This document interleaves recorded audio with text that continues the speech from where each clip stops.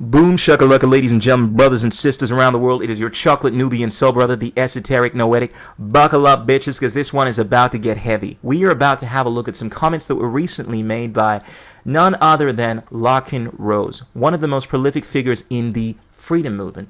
Larken Rose is an anarchist, someone that believes in no rulers, has devoted much of his life towards abolishing this idea of government that is based off of violence, coercive violence, that is based off of essentially forcibly taxing people at the threat of a gun, at the threat of imprisonment. And for someone that is an anarchist, someone that believes in no rules, someone that believes in the non-aggression principle, it is inherently wrong to have people violate you. And this is the fundamental basis for anarchism, which Larken Rose is a proponent of. So, as you would imagine, it was with much discontent that I came across this post by Larken Rose advocating that it is essentially justified for us to have rulership, to have dominion over non-human animals. Ladies and gentlemen, let's have a look at some of the comments that were made here. This entire blog that was made by Larken Rose here. So, look, Larken starts off by saying, okay, I'm going to post this despite the fact that, one, the topic is irrelevant to what I do these days. Sounds very political. This has nothing to do with what I do these days. Larken, the truth is this has everything to do with what you put out. You are essentially someone that believes in freedom. You are an anarchist. The idea of not being in line with freedom for animals is contrary to the whole idea of anarchism if you are being perfectly logically consistent. The problem with many anarchists, plenty of libertarians out there, is that they are libertarian-ish or they're anarcho-capital-ish. They apply these attitudes, the non-aggression principle, when it suits them. But then they find an issue that they don't like, they don't want to take all the way, and they say, oh, I don't like this. It's too hard for me to apply this policy. It seems crazy, so I'm not going to apply it. And this is what happens with many other areas of libertarianism, whether it's open borders, whether it is tax, just a little bit of tax, just a little bit of minarchism, or whether or not it is animal rights. Animal rights are the logical extension of human rights.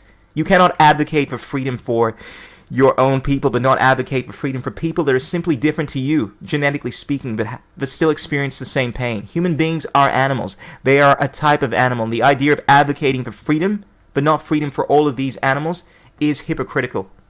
So, ladies and gentlemen, let's get into this. Now, second point he makes is, it will cause some people to flip out and get mad at me. No doubt, that's how people tend to respond when you say something that is hypocritical. Not true. I have a question for vegans and vegetarians. Here we go. What is your ultimate goal? Now, of course, I cannot speak for all vegans and vegetarians out there. Ultimately, there are people that advocate for veganism on health reasons, on environmental reasons. They advocate, obviously, for veganism because they don't want to see animals suffer. But ultimately, the root of veganism stretches back to the age-old giant tradition of Ahimsa. This is how veganism came about through the UK Vegetarian Society before it was codified within the Vegan Society. The ultimate meaning of veganism is derived from Ahimsa, non-violence. It's essentially the same idea of anarchism, which is based off of the non-aggression principle, non-violence. Ultimately, what you were advocating for with veganism is that it is inherently wrong to harm these sentient beings. This is an idea that came about from the Tutankhamun priests, the Giants, over 9,000 years ago. They simply, as they became more meditative, realized that it was wrong to harm these creatures, that they had no right to do that. Veganism is not predicated on the idea that you are necessarily going to bring about this utopian society, even though many of us believe that it will bring this about. It is predicated on the idea, the principal nature of human rights, the idea that it is wrong to do certain things, period. It's really interesting because one of my favorite quotes from Larken Rose deals with the principal nature of anarchy and goes into the explanation about how anarchy is based off the philosophical basis that each man has a right to do what he wants without being harmed in the process. In fact, if I read the quote to you and make some slight adjustments, you'll see the pure and utter hypocrisy of this. Because you see that when you apply veganism to this, you realize that ultimately, Larken, you're being unbelievably hypocritical. And look, the quote that I came across of yours a while back, let me see if I can bring this one up right now.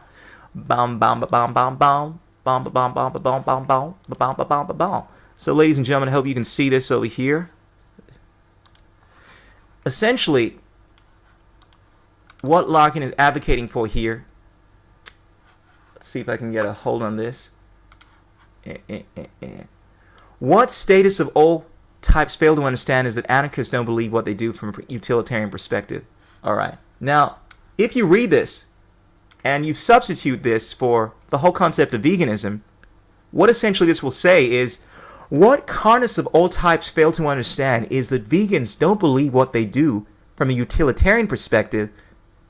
Although they realize a non-carnist world will do better than a carnist one, veganism is not adopted for a better society or any other such collectivist notion. The belief in freedom, or Ahimsa, as I would call it, is philosophical. It is held by all men with a certain knowledge that they have a right to live their own lives, to pursue their own happiness, and no other man or groups of men has any moral right to rule them or impede their individual liberty. So when you say it won't work, it's entirely irrelevant. There are answers to all your rational fears about overpopulation, bacon though, lions though, but they are entirely besides the point. While vegans and vegetarians understand that the vegan world will always outperform one where we slaughter animals we claim to love to appease our base desires, that is not why they believe what they do. Vegans and vegetarians believe what they believe because it is the only fully moral and non-contradictory position anyone can hold about himself and other humans and non-human animals. So it's funny because if you essentially replace the concepts of statism with the concept of veganism, you realize just the complete and utter insanity of what Larken is making, or the arguments Larken is making rather, with the comments that he makes here. So look, that the ultimate goal of veganism is fundamentally principle-based. Now granted, everyone has their own goals. Ultimately, it's to stop harming these animals because you don't own them, because essentially we believe in freedom for all, not just freedom for your friends or family, but freedom for all mankind. We don't truly have a freedom movement here with anarchy. If all of the anarcho-capitalists are talking about freedom but only for people that they consider worthy of freedom, that's not a freedom movement. We're talking about freedom for all sentient beings here. Now the reason I ask is this is Larken continuing the post here. I don't like it when animals suffer. Whoopee, neither do I, Larken. Most of us don't. However, Mother Nature doesn't give a shit about animal suffering. Oh my god, he's making the appeal to nature fallacy over here. Now, here's the thing. Now, granted, we may see all of this injustice taking place in our environment, what we call nature. Now, that's not an argument. I mean, nature is essentially what we're seeing around us, if you define it like that. If we lived in a society where we are doing horrible things, that is nature in of itself. We are all a product of nature. Therefore, if we take it upon ourselves to behave like douchebags and continue raping each other, raping our friends and family because we can do it, that is also nature. Human beings want to see themselves as being distinct from nature, at least within this perspective. That essentially you see something around you, so it must be nature. That's not nature. That's just what we see around us. Nature, in the truest sense of the word, is in reference to the Egyptian word nater. It's the idea of the principle of things, or God. The idea that there is a certain order to things. And ultimately, from a philosophical basis, we should constantly be allowing our behavior to represent what is manifest within the principle of God, or the principle of things. So, good conduct, the idea of morality, the idea of human rights, the idea that there are certain things that we have a right to do and certain things that we don't. This is the whole concept of self-ownership, of libertarian ethics, the idea that fundamentally we do not have a right to do certain things. And I am sure Larken Rose is aware of this. Nature is heartless as hell. Human beings are the only predator that ever tries to be nice to other animals they eat. That's just simply not true. There are plenty of animals that show remorse when they kill another animal. There are animals that choose not to kill animals because they feel bad about it. There's a classic example of a cheater. I watched a video just a while back after killing a monkey and noticing the monkey's infant, took pity on that infant, decided to nurse that infant, went against its basic need to want to kill that animal and eat it because it felt guilt. A lot of people are in the mindset that animals have no moral agency. No, animals have moral agency. They just don't have the same level of moral agency. It's just not as developed. But this idea that animals don't show compassion and they don't give a shit is just not the case. And of course, with us, obviously with greater understanding, greater awareness, it is more incumbent upon us to show more understanding, to not apply the same standards that we have for animals to ourselves. So this idea that, wait a sec, these animals don't give a shit, look at what lions do, is a fallacious argument. I don't see you sniffing the asses of other human beings when they pass. I don't see you partaking in infanticide like these lions do. Why would you select certain characteristics that these other animals do that are obviously not as aware of you, and choose to make arguments against veganism because these other animals do that? Sounds very cherry-picking to me.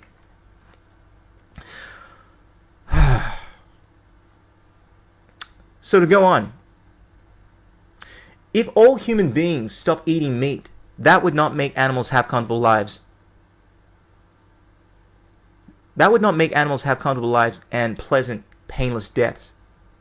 Well, no shit. That's besides the point.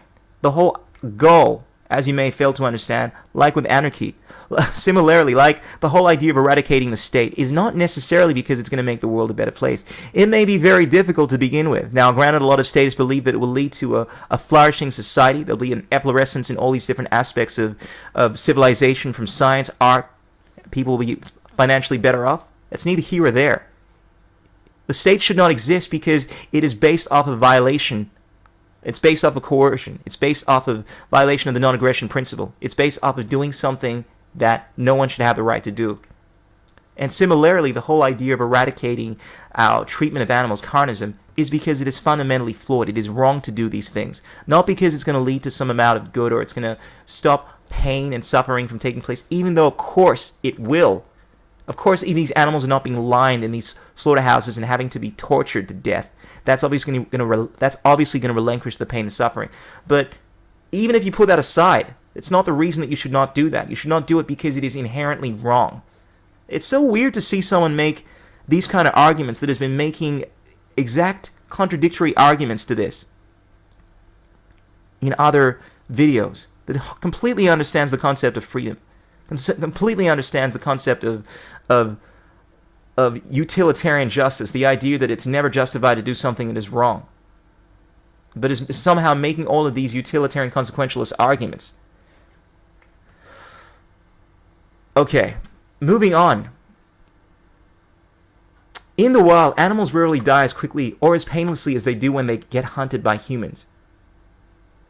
So what? It's irrelevant. You're saying that ultimately, because we are killing them in a more humane way, it's justified.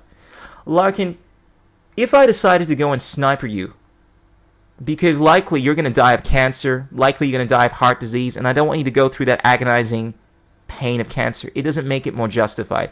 That's a ridiculous argument. It is simply wrong for me to take your life because of the secondhand harm that I'm creating. By just all your friends and family obviously are going to mourn for your death. And similarly, when you kill these animals, when you sniper them, when you hunt them, when you take them out of their complex networks of society, you're creating a lot of pain in the lives of their friends and family. You should see the rituals that elephants partake in when they lose a loved one. It's painful watching them go through this thing. The idea that they do not feel the same kind of pain as you do, emotionally, is not only unwise, but stupid. So he goes on further to write, freezing to death, starving to death, dying of disease, all of these horrible ways in which animals can be killed by predators are not pleasant ways to die. So what? It doesn't mean that it's okay for me to kill you because it's likely that this is going to happen to you. These are all utilitarian arguments. These are all, well, because this is likely going to happen to you, it's all right for me to do this kind of shit. Which is exactly the stuff that I would imagine Larken is very much against. Clearly evident in the quote that I read. Again, I don't like animal suffering when I can afford to choose, mostly when I haven't been robbed into poverty by the state. I love this, playing the victim card. Hey, look at my poor circumstances. I don't have enough money to choose what I can eat. Poor me. This is an argument that a lot of social justice warriors make. A lot of people that make this argument that look at all the shit that my ancestors had to go through. Look at the circumstances that I've been brought up in. You need to show pity on me. I want my reparations. This is all victim mentality. If anything, you should be more aware of the injustice that has been performed upon you. Therefore, it's incumbent upon you not to perform that injustice upon other people. This idea that, look, hey, wait a sec. Hey, I'm finding it hard enough, which is what I think he's alluding to with this comment over here. And look, I don't want to read too much into that. Maybe he's just stating that as a point. But at the end of the day, it doesn't make it right for you to kill these animals. Just because you don't like animals suffering and you advocate for humane slaughter, somehow reducing the harm that you're causing. Humane slaughter, as we are aware of, is an oxymoron. The idea of me treating you very nicely as my lover and somehow humanely smothering you to death does not make it right. It's still immoral as fuck. Okay, Larken goes on further to say, I prefer buying meat from places I can visit and see how the animals are treated, where they aren't raised in little boxes or otherwise given totally miserable existences. Once again, trying to advocate for the whole humane slaughter thing. I want to make sure that my animals are treated well and killed well. Fundamentally, Larken, what you're failing to understand is that if it is fundamentally wrong to kill these animals, the idea that you're somehow gently killing them does not make it justified. These are all the arguments I would expect from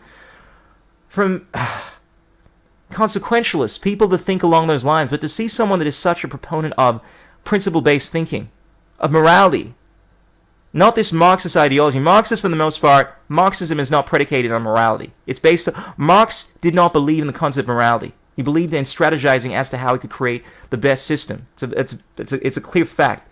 Now, the idea of principle-based thinking, individual philosophies, is that there are certain things that are inherently wrong. If you're already making arguments like, well, maybe I can just make sure these things are fed well and it's okay, I would imagine that means that you already acknowledge the idea that it's wrong to do these things. Therefore, you doing these things anyway does not make it more justified. You treating an animal well doesn't make it more justified. If it's simply wrong to do these things, it is wrong to kill these animals. Period. Okay. Now finally, I can tell you nature is not nice to animals. Oh, wait, I missed a bit. But if vegans and vegetarians are imagining that animals would be all live pleasant, happy, we'd be all living pleasant and happy lives, if not for people eating them, they are sorely mistaken. That's besides the point. No, I'm sure a lot of vegans realize that regardless of whether or not they eat these animals, there are going to be a lot of people that are willing to even eat more animals. If you're familiar with the phrase, for every piece of meat that you don't eat, I'm going to have 2 pieces of meat. There are a lot of Carnists that advocate for that, but it's based off of the principal idea that it is wrong to do these things. This is unbelievable. This is someone that is making all of the arguments that he's known classically not to make. It's so fascinating when you see someone make these unbelievably sophisticated arguments, like solve complex algebraic equations, and then on the other hand, like they don't have the ability to do basic addition and subtraction. And similarly, in this situation, this is such a very clearly bad argument. All the arguments that he's making here are stupid. Unfortunately, I have to say this, and this issue is so much more simpler than many of the other issues that I've seen him brilliantly address in regards to the state. But for some reason, I think because of intellectual bias, he doesn't seem to get the picture. Okay, now, I love nature and have lived in it for much of my life, and I can tell you, nature is not nice to animals. It has no freaking compassion. Yes, I love animals and wish people would be nicer to them, but what is the actual goal of vegans and vegetarians? As I've said before, regardless of whether or not they're doing it for health reasons, for environmental reasons, because they believe it's going to reduce animal suffering, ultimately, the whole idea of this, at its origin, is based off of the idea that it's simply wrong to harm these things. Similarly to anarchism, it's based off of the principled nature of things, that you do not have a right to violate the life of these animals simply because you're trying to do it when you don't need to do it, is completely ridiculous. Now, it goes on to say, if the goal is don't eat them and then they will all be happy and comfortable, that is a very misguided goal. Well, that's irrelevant once again. Now, having said that, by not eating them, by not purchasing animal foods, obviously you're reducing demand. It's a basic mathematical equation, demand and supply. Obviously, these organizations get the picture that it's not a good idea to be killing these animals, to be raping them, to be doing what we do if there is no demand for them. As you understand, I'm sure, with market forces. Ultimately, it comes down to demand and supply. Not only are you making utilitarian arguments, you're behaving like you don't understand the market here, which is not something that is characteristic of an anarcho-capitalist. If the goal is don't cause animals unnecessary suffering, which is the utilitarian argument, ultimately you're trying to, it's not necessarily the principled argument. It's that, well, I'm trying to reduce the least, trying to create a world with the least amount of pain. And look, ultimately, yes, you should be striving to do that. But ultimately, this is all about principles. It's all about the idea that it's wrong to do something. Now, ultimately, regardless of what you do, of course, I know people are going to make the absolutist argument that you're always going to be doing some kind of harm. There are forms of harm, though, that are indirect. Making a conscious effort not to partake in things that you would not want done to yourself, from a principled approach, not to harm things, unless, of course, it's in self-defense, is the same basis for which we use in anarchism. Like this idea that, well, regardless of what I do, I'm still going to be doing harm, is not really an argument. At the end of the day, as long as you take it upon yourself to make a conscious effort not to actively harm sentient beings, then of course you're doing the right thing. And this is all veganism is advocating for.